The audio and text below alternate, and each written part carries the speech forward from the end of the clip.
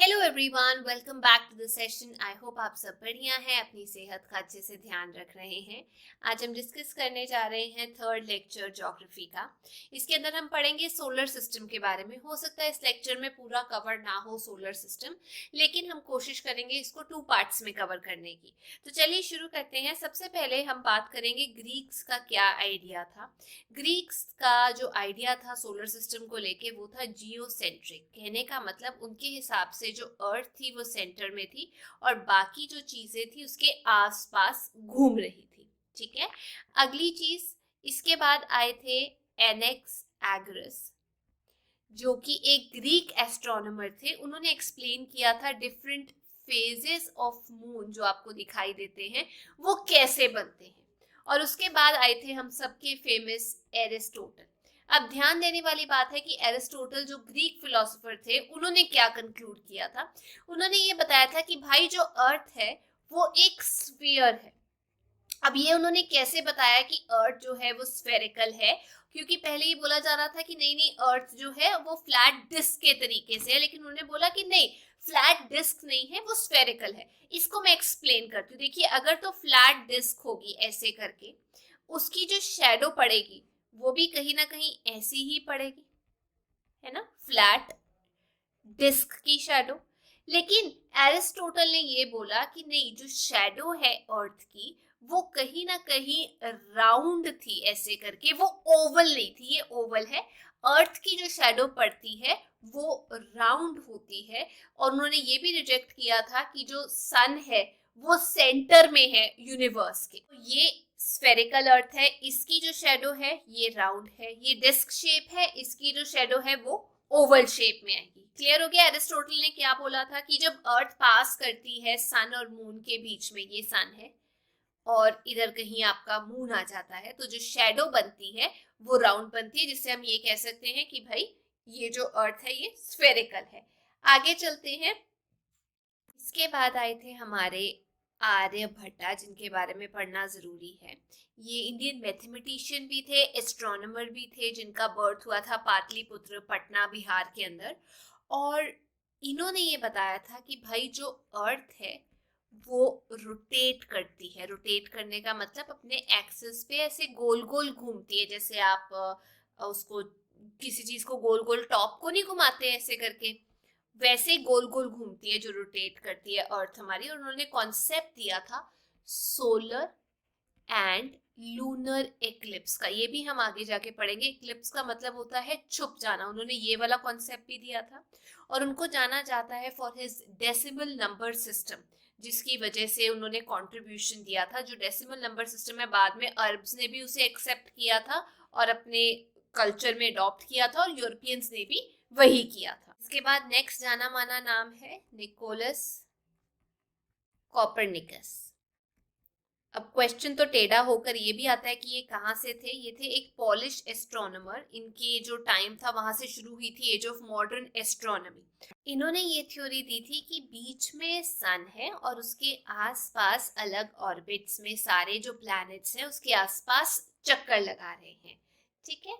अगले 2 इंपॉर्टेंट नाम है जो हम पढ़ेंगे। सबसे पहले हम पढ़ते हैं जॉनस केपलर। इनकी 3 थ्योरीज है जिसके बारे में हम पढ़ेंगे। ये एक जर्मन एस्ट्रोनॉमर थे और इन्होंने ये डिस्कवर किया था कि जो सारे के सारे प्लैनेट्स हैं उनका एक एलिप्टिकल ऑर्बिट है, ऐसे करके, थोड़ा गोल नहीं है, एलिप्टिकल ऑर्बिट है।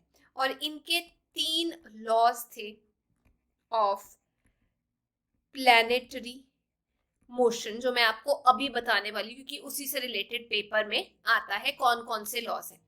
सबसे पहले मान लीजिए ये हमने एक ऑर्बिट बना लिया है थोड़ा सा, और ये हमारे पास सन है और ये आसपास इस ऑर्बिट में कोई प्लैनेट घूम रहा है। 2 पोजीशंस यहाँ ली हैं और यहाँ पर भी मैंने ऐसे करके 2 पोजीशंस ली हैं, let's say C D. Area equal है, ये वाला एरिया और ये वाला एरिया ऑलमोस्ट बराबर ही है। तो इन्होंने पहली थ्योरी में ये बोला था कि जो पाथ है हर एक प्लैनेट का जो सन के अराउंड है वो एक एक्लिप्स में है।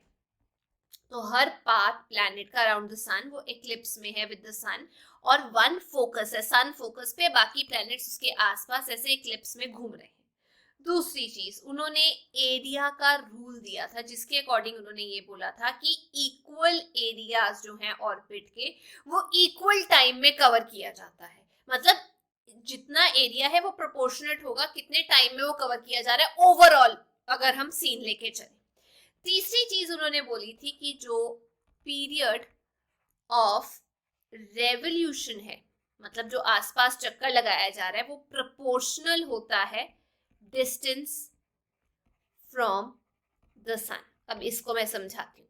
इसमें ये बोला गया है कि जो प्लैनेट है जितनी तेजी से, जब वो पास में होगा सन के तो वो थोड़ा तेजी से चलेगा, ठीक है, लेकिन अगर वो थोड़ा सा दूर है सन से, जैसे सी डी पोजिशन पे है, तो वो मोस्ट स्लोली चलेगा जब वो फारदेस्ट है। क्लियर हो गया? पहला इक्लिप्स का रूल, दूसरा जो प्लैनेट है equal area of its orbit cover करता है इक्वल टाइम पीरियड में, और तीसरा जो पीरियड ऑफ रेवोल्यूशन है प्लैनेट का वो प्रोपोर्शनल है to its distance from the sun. मतलब अगर वो ए बी पॉइंट पे है तो मोस्ट रैपिडली चलेगा, लेकिन अगर वो सी डी पॉइंट पे है तो थोड़ा स्लोली चलेगा। इसके बाद नाम आ जाता है सबसे इंपॉर्टेंट हमारे गैलीलियो का। अब ये जो गैलीलियो हैं ये इटली से थे, he is an Italian physicist थे, एस्ट्रोनॉमर थे, और इन्होंने जो कॉन्सेप्ट दिया था वो सपोर्ट किया था कोपरनिकस को, जिन्होंने ये बोला था कि भाई सन सेंटर्ड सोलर सिस्टम है, यानी सन जो है वो बिल्कुल सेंटर में है, उसके आसपास हमारे जो प्लैनेट्स है वो रिवॉल्व कर रहे हैं। गैलीलियो ही थे जिन्होंने अपना टेलीस्कोप बनाया था। अपना टेलीस्कोप बनाकर इन्होंने किस किस चीज की डिस्कवरी की थी? सबसे पहले इन्होंने ये बताया था कि फेजेस क्या होते हैं ऑफ वीनस, वो वैसे ही फेजेस होते हैं वीनस के जैसे हमारे मून के होते हैं।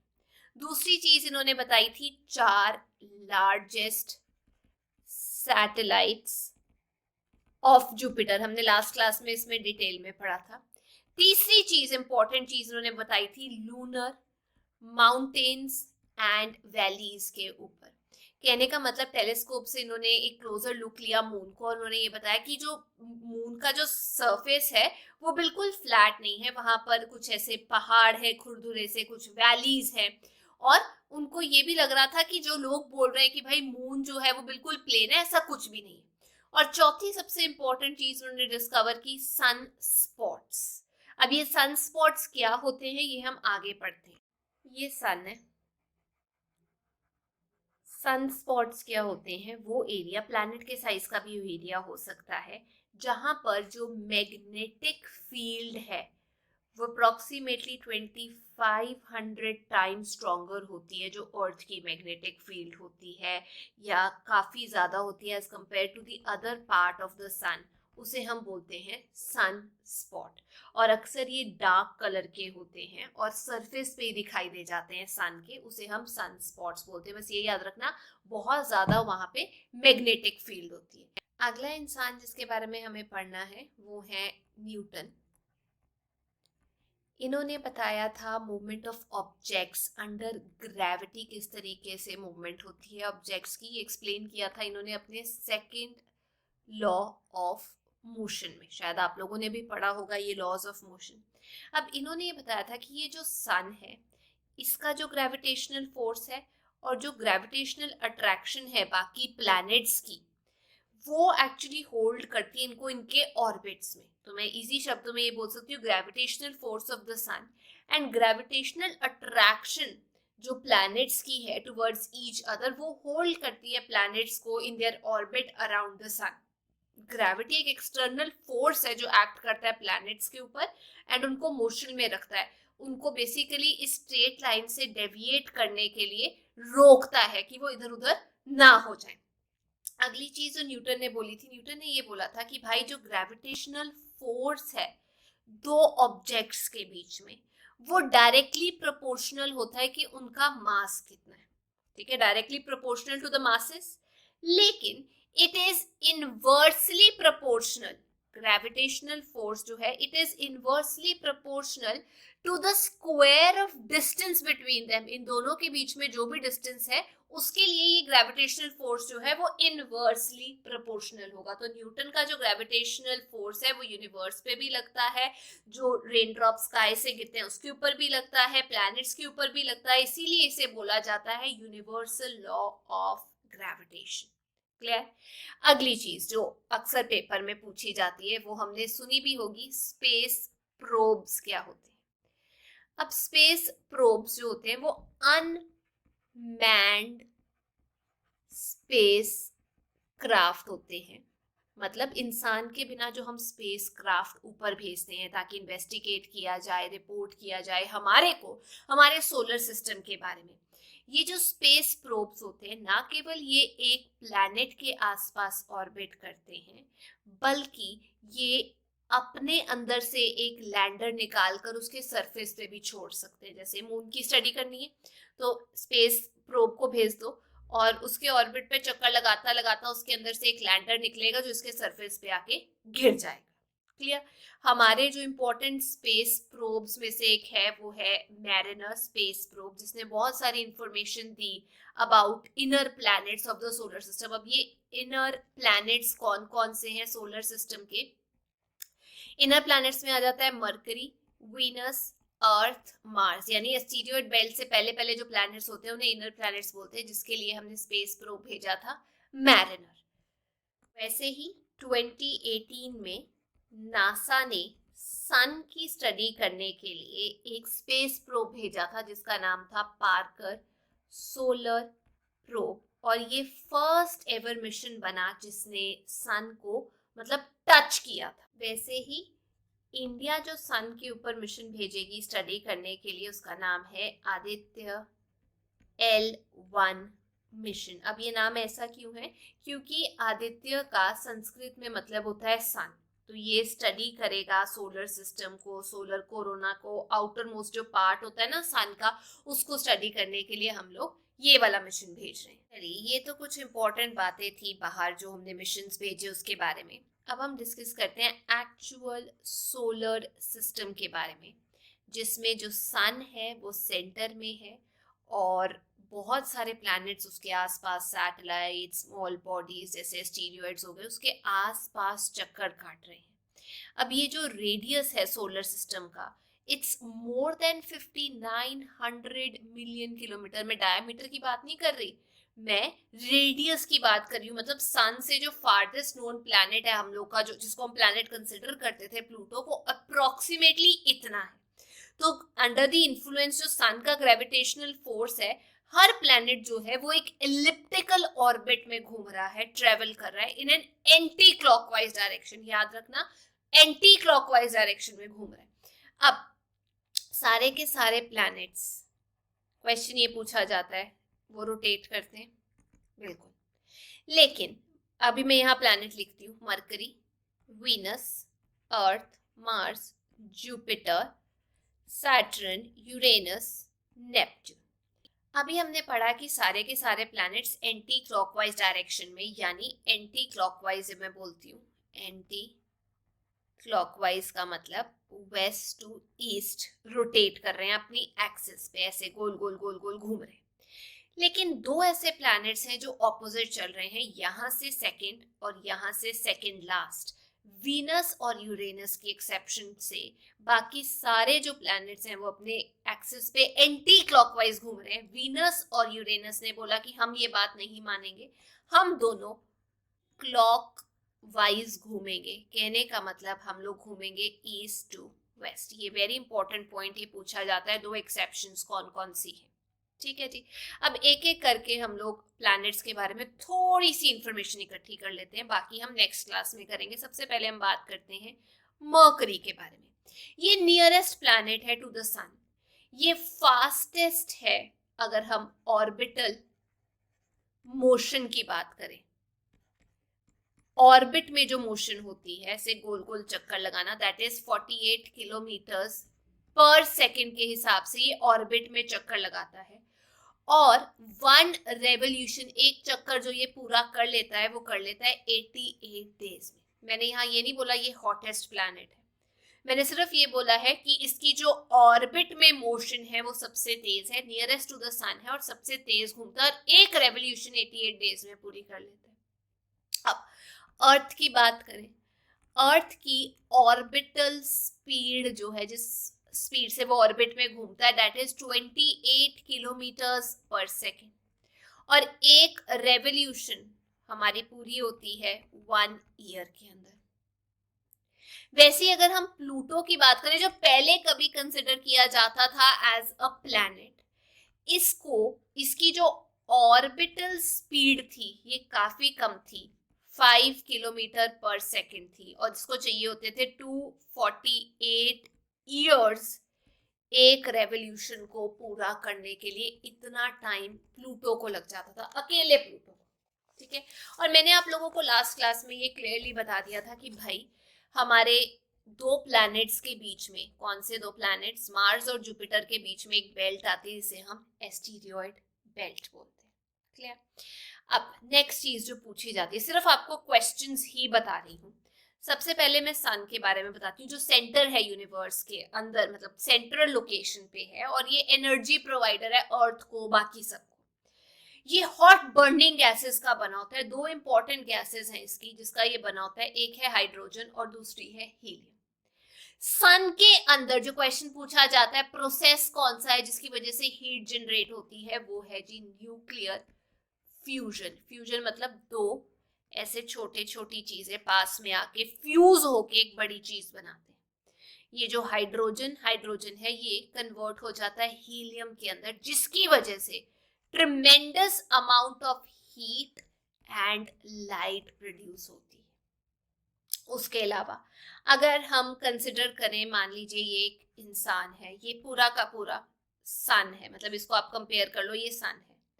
तो जो हमारे पास जुपिटर है वो क्या होता है, उसके हेड का साइज होगा अप्रोक्सीमेटली इतना, आप ले लो जुपिटर है। अर्थ जो है वो थोड़ी सी बड़ी होगी, आंख से नहीं, आंख के अंदर जो आइरिस होता है ना उससे थोड़ी सी बड़ी होगी, बस ये साइज का कंपैरिजन है, ठीक है।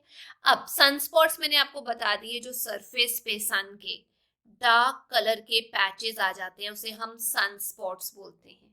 ये पैचेस जो होते हैं ये गैस की वजह से होते हैं जो उसको डार्क मतलब कलर देती हैं, क्योंकि ये थोड़ी कूल हो जाती है इसलिए डार्क कलर होता है। और ये कॉज होती है बाय मैग्नेटिक फील्ड जो स्लो डाउन कर देता है हीट फ्रॉम द सन के सेंटर से जो आ रही होती है, और गैलीलियो ने सबसे पहले इसे डिस्कवर किया था।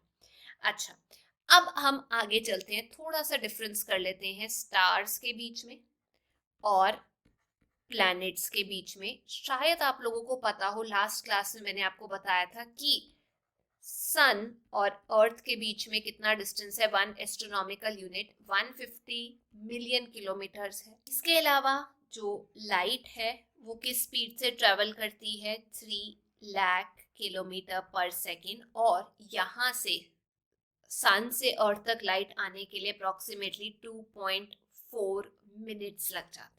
ये हमने सब लास्ट क्लास में पढ़ लिया था। अब हम पढ़ने जा रहे हैं स्टार्स और प्लैनेट्स के बीच में क्या फर्क है। देखिए, जो स्टार्स होते हैं वो बने होते हैं हॉट बर्निंग गैसेस के, लेकिन अगर मैं प्लैनेट्स की बात करूं तो उनका जो स्ट्रक्चर है वो अलग अलग होता है। इसमें कुछ जो इनर प्लैनेट्स है उसके बारे में मैं आपको बताऊंगी, वो बने हैं रॉक्स या स्टोन्स के। लेकिन अगर मैं आउटर प्लैनेट्स की बात करूं, अभी आपको बता रही हूँ, वो कूल गैसेस के बने होते हैं। दूसरी चीज, जो स्टार्स होते हैं वो अपनी लाइट एमिट करते हैं, देयर ओन लाइट, लेकिन जो प्लैनेट्स हैं ये रिफ्लेक्ट करते हैं लाइट, इनकी खुद की लाइट नहीं होती। तीसरा, ये बहुत बड़े होते हैं, लार्ज होते हैं, लेकिन ये बहुत छोटे होते हैं, स्मॉल होते हैं एज कंपेयर टू स्टार्स। अगला, दे आर वेरी हॉट, बहुत गर्म होते हैं। इनका जो टेम्परेचर है वो डिपेंड करता है, प्रोपोर्शनल होता है कि वो कितने डिस्टेंस पे हैं फ्रॉम सन, सन से कितनी दूरी पे हैं। स्टार्स जो है वो millions and millions of stars है आज की डेट में, जो प्लैनेट्स हैं वो सिर्फ 8 है, 9 भी नहीं है, ठीक है। अब बात करते हैं जी प्लैनेट्स की। पहले 9 प्लैनेट्स थे, आज की डेट में हमारे पास 8 प्लैनेट्स रह गए हैं। क्यों? क्योंकि जो प्लूटो है वो 2006 में प्लैनेट की कैटेगरी से हटके उसको एक ड्वार्फ प्लैनेट डिक्लेयर कर दिया गया था, यानी छोटा प्लैनेट, या उसको हम बोलते हैं प्लूटोइड। अब ये किसने डिक्लेयर किया था? क्वेश्चन ये आता है। It was declared by international astronomical union. इसके हेडक्वार्टर्स कहाँ है? 1919 में स्टैब्लिश किया था, फ्रांस, पेरिस में इसके हेडक्वार्टर्स है। अभी मैंने आपको इनर प्लैनेट्स और आउटर प्लैनेट्स के बारे में बात बताई थी, उसके बारे में स्टडी कर लेते हैं। चलिए, मैं यहाँ पर पहले प्लैनेट्स लिख देती हूँ। मरकरी, वीनस, अर्थ, मार्स, फिर आ गई हमारी belt, asteroids, Jupiter, Saturn, Uranus, Neptune. अब ध्यान देना जो बात मैं बोल रही हूँ। सबसे पहली चीज हम कंपेयर करेंगे इनर प्लैनेट्स और आउटर प्लैनेट्स को। ये दोनों नहीं, यहां से लेकर यहां तक ये होते हैं इनर प्लैनेट्स। कहने का मतलब इनको हम बोलते हैं टेरेस्ट्रियल प्लैनेट्स, मतलब अर्थ लाइक प्लैनेट्स जो एस्टीरियॉइड बेल्ट से पहले होते हैं। उसके बाद ये जो बाहर रह जाते हैं एस्टीरियॉइड बेल्ट के, उनको हम बोलते हैं आउटर प्लैनेट्स। क्यों? क्योंकि ये कूल गैसेस के बने होते हैं। अब इनको, ये जो जुपिटर हो गया, सैटर्न हो गया, यूरेनस, नेपट्यून, इनको हम जोवियन प्लैनेट्स भी बोलते हैं। जोवियन का मतलब जुपिटर लाइक, जुपिटर जैसे। जैसे इनको हम अर्थ जैसे बोलते हैं टेरेस्ट्रियल प्लैनेट, इनको हम जोवियन प्लैनेट्स बोलते हैं। अच्छा, अगली चीज, एक और क्लासिफिकेशन है जिससे हम प्लैनेट्स को दो कैटेगरी में डिक्लेयर करते हैं, वो है इंफीरियर एंड सुपीरियर प्लैनेट। ये दोनों मरकरी, वीनस, इनको हम बोलते हैं इंफीरियर प्लैनेट्स। क्यों? क्योंकि ये सन के बहुत क्लोज लाई करते हैं एज कंपेयर टू बाकी सारे प्लैनेट्स। उसके लिए बेंचमार्क ये इंफीरियर और सुपीरियर के लिए। ये हो गए इंफीरियर प्लैनेट्स, और इनको कंसिडर किया जाता है, जो अर्थ के ऑर्बिट से बाहर है, इनको बोला जाता है सुपीरियर प्लैनेट्स। अब बहुत लोगों के दिमाग में आता है कि इनको इनर प्लैनेट्स क्यों बोला जाता है, मर्करी, वीनस, अर्थ, मार्स को। देखो, एक तो छोटा साइज है इनका, ठीक है, दूसरा ये सन के पास लोकेटेड है, इसलिए इनको इनर प्लैनेट्स बोला जाता है। प्लस इनका जो सरफेस है वो एक सॉलिड सरफेस है, जिसमें आप कह सकते हैं कि they are made up of metallic minerals, और ये तेज भी चलते हैं और शॉर्ट पीरियड ऑफ रेवोल्यूशन भी आता है इनका। लेकिन अगर हम आउटर प्लैनेट्स की बात करें तो ये जो प्लैनेट्स हैं ये सन से काफी दूर हैं, इनका कोई सॉलिड सरफेस नहीं होता, ये हॉट गैसेस के बने होते हैं, हाइड्रोजन के, हीलियम के, और प्लस इनका जो पीरियड ऑफ रेवोल्यूशन है वो भी लंबा होता है और स्लोली भी ये मूव करते हैं। तो ये थी आज की क्लास, जिसमें मैंने बेसिक इन्फॉर्मेशन दी आप लोगों को प्लैनेट्स के बारे में, क्या क्या अलग अलग चीजें होती हैं। हम नेक्स्ट क्लास में प्लैनेट्स के बारे में डिटेल में स्टडी करेंगे। लेकिन अगर आपको ये वीडियो अच्छा लगा तो please make sure you like, share and subscribe. I see you soon, till then take care, bye bye.